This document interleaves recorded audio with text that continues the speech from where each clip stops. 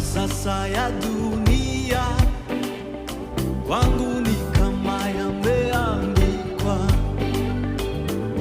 yaliyokuwa faida na yahesabu kama hasara.